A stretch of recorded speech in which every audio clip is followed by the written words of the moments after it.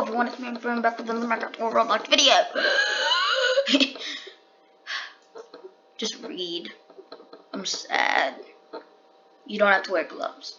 State law does not require it to be worn, but required when you're prepared, like restaurants, and when you're serving, like waiters. So I'm probably gonna try to do that, which I'm gonna try to blog. I cannot blog, by the way. Just don't, please. God, no. So, yeah. By the way, I'm an idiot. You cannot record in full screen, and I've accidentally done it like 50 million times. Okay. Now let me watch this ad. Honey, go. Save button. Click it. Are you tired of paying full price for makeup, kids' toys? I don't know why I'm watching it. Don't ask. Shoes, kitchenware, lipstick, smart home stuff, not smart home stuff, pet stuff, plant stuff. I cannot stress this enough. You. Clicking the button right here can download and install Honey in like 10 seconds and save money at more than 30,000 online stores. You don't even have to do anything. Honey searches for coupons automatically. All you have to do is click right here. Honey says it's money. Click the button. And Honey has droplets, which rules. When something you want to buy drops in price, Honey shoots you an alert. Pew, pew, pew, pew, pew, pew, pew, pew, pew. And they're part of the PayPal family, so about as legit as it gets. Bet you're glad you didn't skip ad now. High five to me. No, I'm not. Actually, hey, Honey, if you're watching this, anybody, at me, please at me. I would like to be sponsored. Just comment on any of my videos. I turn my notifications on. Ooh, I know what I'm watching next. At me, I will be sponsoring. In fact, if you do sponsor me, if you give me the money, of course, well, actually, you don't have to. I mean, I'd like it. But I might buy something and then show that Honey does actually work and it's not just someone coding. Because I'm like 11 years old. I cannot code. From me, click here. I feel legally traumatized. Hey,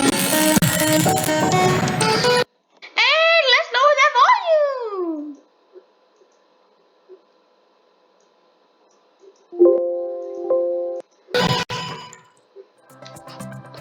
This factory makes chocolate in various forms and sells it to companies which manufacture chocolate products for retail sale. It also supplies chocolate components such as cocoa powder and cocoa butter.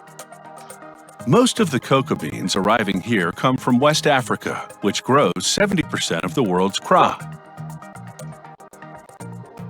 A conveyor belt moves them through a cleaning system, a series of sieves that... Question? I have a question. Oh, I'm so sorry, I'm tired. I do have a question though. Why is 70% of crops in the world made by Africa, yet it's one of the poorest countries in the world? I think it is the poorest country in the world, to my knowledge at least. Okay, that's just weird. The bad part is if they were very advanced, like us in US or us in UK, doesn't matter. If they were as advanced at the US or UK, there would be a lot less crops because crops don't make as much money as businesses like big hotels or stuff like that. Screen out twigs, stones, and other debris. Next stop is a micro... That is not the best filter. You can see very big holes. The sticks can still get in. That's illegal. A revolving drum that heats the cocoa beans to loosen their shells. Rust. Unsanitary. Then they enter a shell removing machine called a winnower. Inside, successive rakes drag the beans across screens, pulling off large pieces of shell. Then, a vacuum sucks away the remaining smaller pieces. Removing the shell exposes the inside of the cocoa bean, which is called the nib. The factory will roast the nibs to develop their flavor. 50+% of the nib is fat, which is cocoa butter. To make chocolate, They'll combine processed nibs, cocoa butter, and sugar, along with milk powder if they're making milk chocolate. First, the factory processes the nibs by grinding them. The heat and friction activate the cocoa butter, producing pure liquid chocolate called chocolate liquor. The factory extracts some of the cocoa butter to sell it separately as chocolate-making ingredient, and to use for in-house chocolate production, along with other ingredients in various proportions. The dark chocolate recipe, for example, calls for more chocolate liquor, sugar, and cocoa butter, but no milk powder. The recipe for unsweetened chocolate contains no sugar.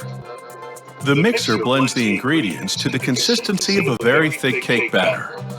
The flavor is fine by this point, but the coarse texture needs to be smoothed out. So the chocolate moves to a refining machine, passing between a set of 5 rollers that reduce the particle size, so much so that within just minutes, the chocolate leaves the refiner as a fine, dry powder. But now, it needs... You're lucky you have gloves, right? It's not lying. I would be... By the way, you better wash those hands before. Look at it. Dang it. It's gone. Wash your hands before you use gloves, or it'll get contaminated. Needs to be reliquefied. So the next stop is a machine called a conch. The friction and heat once again activate the cocoa butter, returning the powder to a liquid state. At this point, they add more cocoa butter, enough to reduce the viscosity to the exact thickness they need. Just a bit, for example, if they're making chocolate chips, or much more if they're making a thin chocolate coating. For chocolate chips, the conch feeds a machine called a drop depositor. As the name implies, it deposits drops of chocolate onto a conveyor belt. The nozzle trays are interchangeable, so the machine can be set up to produce various sizes of chips, discs, or other shapes. The chocolate chips, still warm and soft, enter a cooling tunnel, traveling for about 5 minutes through several temperature zones, which vary between 30 and 50 degrees Fahrenheit. By the time the chips exit the tunnel, they're hard. Hold on. Nope, hold on.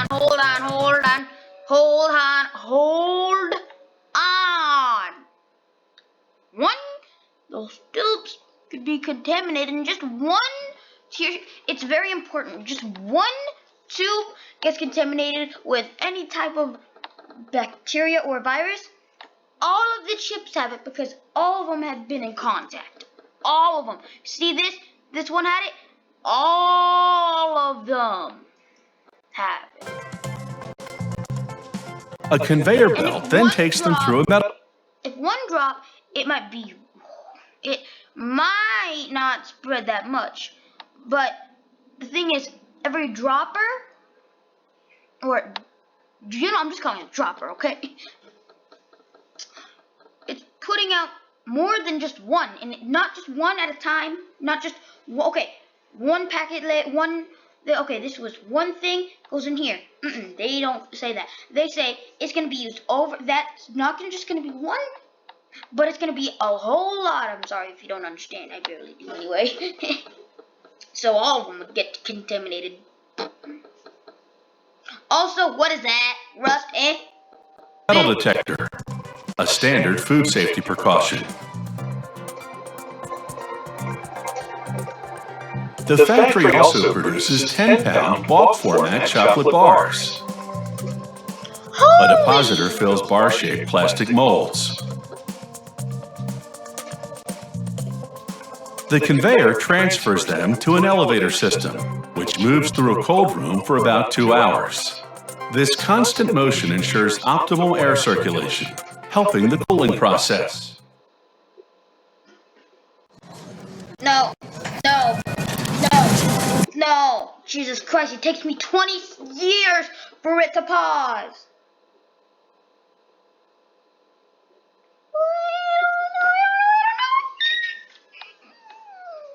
Let's not blow everybody's ears out.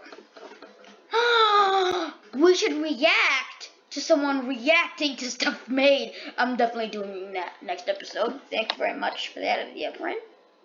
We're gonna try to do these two. And then that's it. Maybe if you're lucky, we'll do the sprinkles. Oh, I forgot we have to do the erasers. It's hard not to wax lyrical about crayons. They were invented in America in 1903, when a non-toxic version was created from the basic wax crayon already used for marking crates and barrels. We take a look at how colour is added to childhood. These crayons are made from a combination of waxes, primarily paraffin, which is ideal because it's inexpensive and easy to melt. It also has what's called a nice rub-off, meaning it leaves enough wax on the paper. By the way, don't ask me why I just got the idea, but I'm pretty sure there's a new Titanic 2.0. Titanic's supposed to be just like the Titanic. I think it's launching in 2022. So, yeah. So if you want to go and you're rich, then guess what? Plane tickets are going to be real expensive. So, I mean, not the plane. The ship tickets are going to be extremely expensive.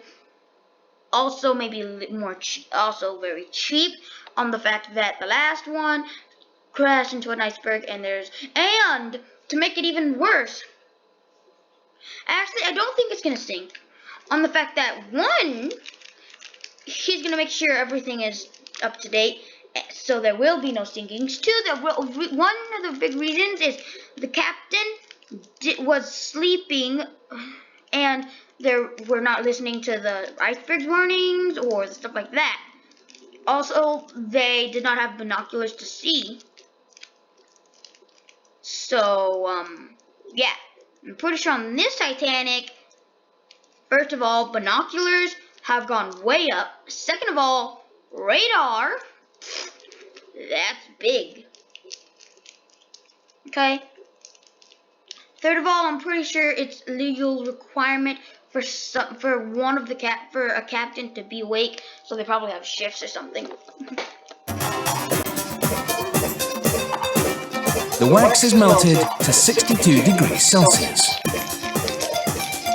Then a secret powder is added to strengthen the crayon and act as a filler, boosting the number of crayons the wax will produce.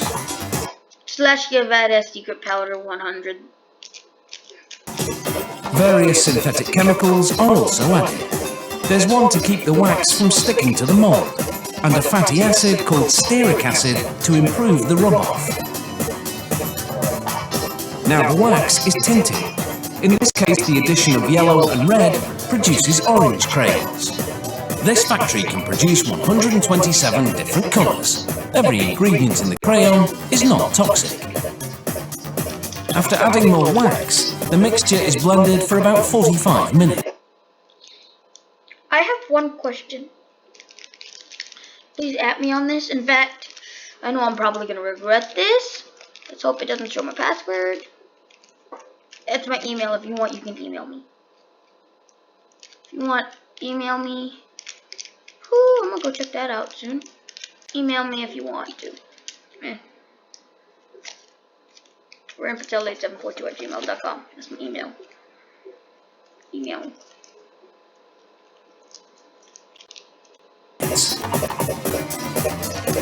Now the wax is pumped into this device, called a rotary machine. It first injects the wax into crayon-shaped molds. I knew it from the second I Hey, do you want to save money when you shop online? You should click right here and download Honey. No. Don't click there. Click here. Click here. Click it! Skip now and you won't learn how to download Honey and save money at thousands of stores online, which, Remember, again, Honey, you can do by clicking right here and email adding the me, Honey don't button to your browser. care. Click the Honey button! Click it. Tell me, I would love to You can watch that how-to whatever video later, but that how-to video won't give you gift cards, but Honey Gold will. Click here for Honey Gold. Save money. Click it. Are you tired of paying full price for makeup, kids' tools, shoes, kitchenware, lipstick, smartphone stuff, not smartphone stuff, pet stuff, play stuff? I cannot stress this enough. You. Clicking the button right here can download and install Honey in like 10 seconds and save money at more than 30,000 online stores. You don't have to do anything. Honey searches for coupons automatically. All you have to do is click right here. Honey says there's money, click the button. And Honey has drop lists, which rules. When something you want to buy drops in price, Honey shoots you an alert. And they're part of the PayPal family, so about as legit as it gets. Bet you're glad you didn't skip ad now. High five to me. No, I know you couldn't see it, but you know what? I heard her too. Click here. I clicked here. No. The factory. No. We're doing crap.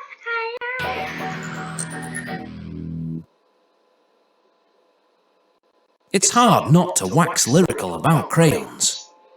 They were invented in America in 1903, when a non-toxic version was created from the basic wax crayon already used for marking crates and barrels. We take a look at how colour can produce 127 different colours. Every ingredient in the crayon is not toxic. After adding more wax, the mixture is blended for about 45 minutes. Now the wax is pumped into this device, called a rotary machine. It first injects the wax into crayon-shaped moulds.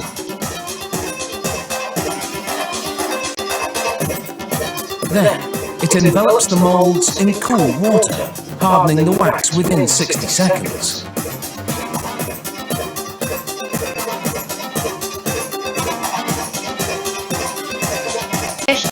As the moulds continue along the circuit, a blade scrapes off the excess, which gets recycled.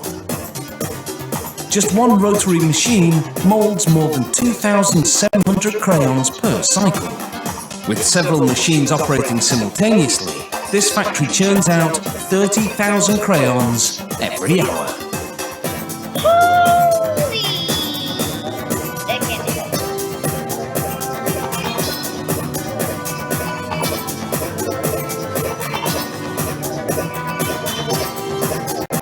The machine ejects the crayons, and a conveyor transports them to the labeling machine.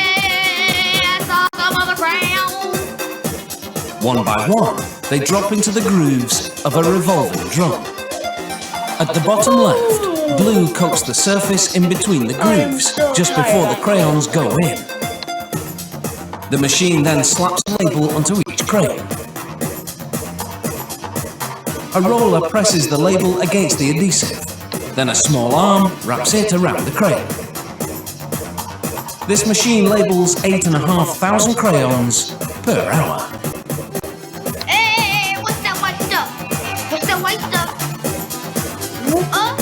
Who can contaminate me, Mike? I don't like where this is going. Hey, what is that? What is that? I saw rust. Really, this is my big one. The crayons exit the labeling machine and land in a box. And that's it, bye. They're sorted according to colour into the appropriate hoppers of the packing machine. The packaging line is entirely automated. The factory programs the machine to collect a certain number of crayons in specific. I'm kind of a horrible person. What I thought was, forget this. Why don't you make the sensor thingy that we saw in either the other episode or this episode for the chocolate? And then I realized, first of all, it'd be way more expensive. Two, we actually all need jobs for the economy. So, yeah, let's not do that. Colours, according to the type of pack in production. Their best sellers are packs of 16 and 24. The packing machine is designed to handle the crayons gently. Occasionally though, a crayon does crack or a label comes loose. When that happens, a sensor automatically stops the machine and a light goes on above the problem hopper. Stop the machine! Show me! The jam is cleared, then production resumes. Stop the machine and show me! Once the count is complete, the crayon line and the box line meet. A pushing device slides each set of crayons into a box.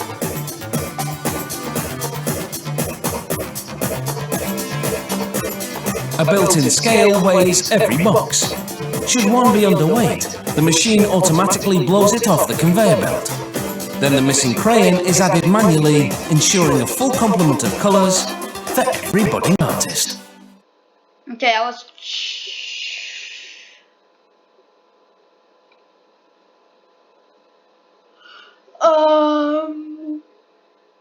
I am mortified by what I just saw, that I might just stop it there. Ooh, highlighter pens. Okay, we're gonna do highlighter pens, then we're done. That's it. And I can pretty use credit cards to put the payment when I get when I finally get monetized and paid. By the way, people, please watch. Like 10,000 hours or something, and 1,000 subs. So, subscribe! Yay! The highlighter pen was invented in the 1960s simply to get your attention. When text is shaded with transparent, vivid inks and hot pinks or warm yellows, our eye goes directly to it. Marketers have always known that color has impact, and it's a principle highlighted by these pens. Also looks cool and kids like to buy it. Highlighters come in lots of shades and colors, even neon. This is how a highlighter pen gets its start. A vacuum siphons plastic pellets into this container. The red ones will tint the whole mix as it melts inside a heating tube. A mechanized steel screw pushes the melted plastic into pen molds. The force applied is equal to the weight of 350 elephants.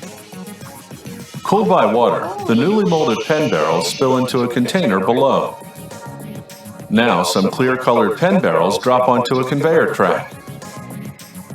And ink reservoirs that look like pieces of chalk but are made of polyester drop down a shaft, and a robotic arm thrusts them into the plastic barrels. The back end plug goes in the same way. The plugs fall to a robotic arm, and it pushes them into the back of the pen. Now, a chemist drops a concentrate of dye into a beaker of water. Just over 1/3 of an ounce, or 10 drops, is enough to turn it fire engine red. A humectant already in the water will keep the ink from drying out when it's in the pen. Next, he measures the ink's thickness. He lowers a steel probe into it, and the probe turns. A gauge measures the speed. If the probe turns too fast, it means the ink is too thin. If it revolves too slowly, then the mix is too thick. At 4 revolutions per minute, the ink is just the right consistency. A vacuum pump sucks the ink into 6-inch steel needles, and a robotic arm pushes the needles into the polyester reservoirs, injecting them with ink. Now we arrive at the next part of assembly. A combination of mechanical vibrations and compressed air drive a conveyor belt carrying the pen nibs. The nibs fall into the clutch of a mechanical claw, which drops them to a circular pusher. It shoves the nibs onto the pens, and they interlock. The impact floods the reservoir inside the pen with ink. Now it's time to top it all off. A conveyor transports caps to a mechanical gripper. The gripper slides them over the nibs. Over on another assembly line, they're making a 3-in-1 marker. A conveyor bowl funnels smaller ink reservoirs into a shaft, and they drop to a robotic arm. The arm stuffs the reservoirs into the small barrels, and then a needle injects them with ink, quickly saturating the reservoirs with vibrant color. The next robotic arm shoves a receptacle onto the barrel, and then another robot presses a polyester nib onto it. A robot now slips a hood-like cap over the nib. Another mechanical arm suctions up the fuchsia-colored mini markers and transfers them to a triangular case. Down the line, another suctioning arm picks up a red mini marker and deposits it in the triangle. A steel probe presses it in. Finally, a yellow-colored marker. I never realized until just now how useless or how wasteful. How wasteful for your money, of course. For your money. Not them, they make a lot of money. But for your money, how useless it is to buy these. Because these are probably like $2, $3, right? Right? You can get a full highlighter for the price of that. Maybe 2 full highlighters for the price of this whole thing. This whole thing maybe, just maybe, equals enough ink to do 1 highlighter. But at the price of 2. So Completes the triangle. Now a robot uses an electrical charge to pick up metallic confetti. When the charge is turned off, the confetti drops into the triangle, adding some glitter. Next, a suctioning robot drops the top part of the triangle onto the lower case, and a metal cylinder presses it shut. Another suctioning arm carries the 3-in-1 marker to a conveyor belt, which unloads it into a box.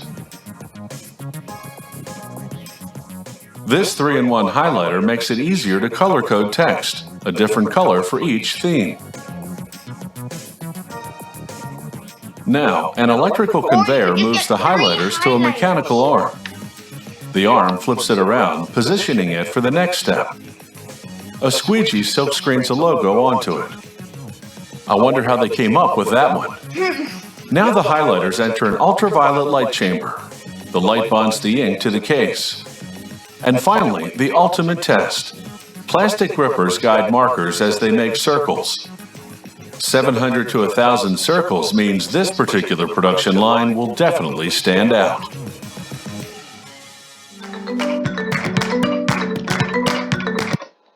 okay, I know it's time, but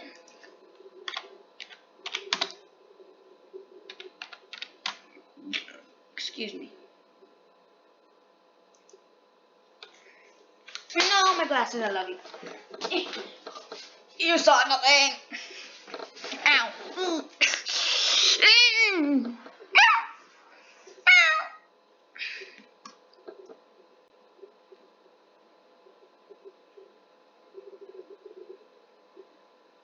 You put 1 star, that's wrong.